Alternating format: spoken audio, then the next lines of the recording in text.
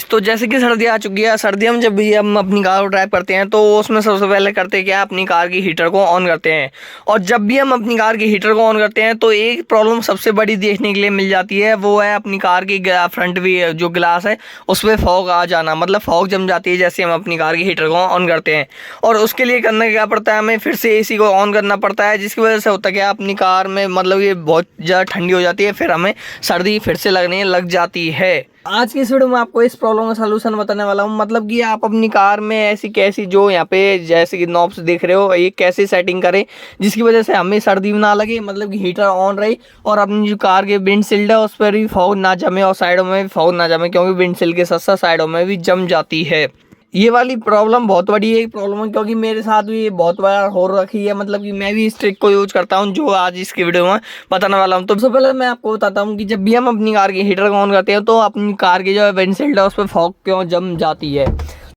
तो सबसे पहले तो इसका रीजन बताता हूँ कि जब भी हम अपनी कार की हीटर को ऑन करते हैं तो अपनी कार की विंडशील्ड पे क्यों फॉग जम जाती है। तो इसका रीजन बताता हूँ। सबसे पहले तो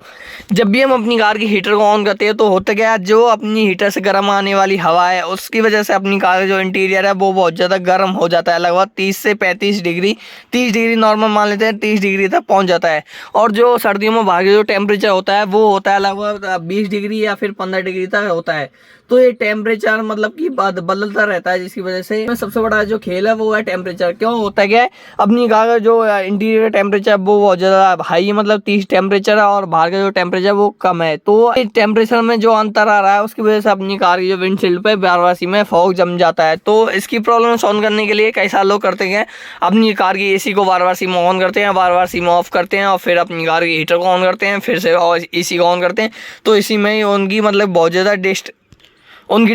इसी में ही उनकी ड्राइविंग में बहुत ज़्यादा डिस्ट्रैक्शन हो जाती है, इसी एसी को ऑन करना, हीटर को ऑन करना बार बार इसी में ही। तो अब बताता हूँ इसका सोल्यूशन क्या है। इसका सोल्यूशन सबसे पहले तो आपकी अपनी कार में जो टेम्परेचर मीटर था होगा ही होगा, मेरी कार में तो नहीं है लेकिन जो भी कार्स आती है इससे ऊपर, अल्टो में तो नहीं आता, जो भी कार्स आती है इसके ऊपर जिसमें MID आती है उसमें वहाँ पे टेम्परेचर लिखा होता है कि बाहर कितना टेम्परेचर है इस टाइम पर।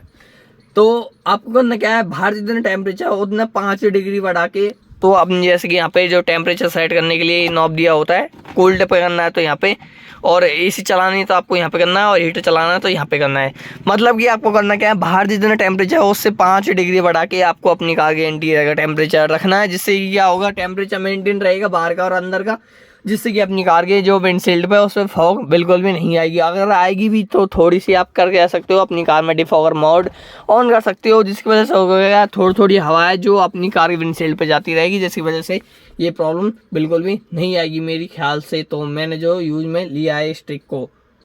क्या होगा, क्या जो टेम्परेचर है वो मेंटेन हो जाएगा और जिसकी वजह से फॉग भी नहीं आएगी और ना ही आपको वाराणसी में ये डिस्ट्रैक्शन होगा कार की ड्राइविंग के टाइम कि एसी को ऑन करो, वाराणसी में अपनी कार की माइलेज डाउन हो जाती है, कार का पिकअप खत्म हो जाता है एसी में, तो ये प्रॉब्लम नहीं आएगी। तो इस वीडियो में आपको कुछ ऐसे टॉपिक्स बताए, तो इस वीडियो में आपको कुछ ऐसे टिप्स बताए जो आपके लिए बहुत ज़्यादा इंपॉर्टेंट होने वाली है सर्दियों में मेरे ख्याल से। तो मिलते किसी नए टॉपिक से नए वीडियो में। वीडियो देखने धन्यवाद, थैंक यू सो मच।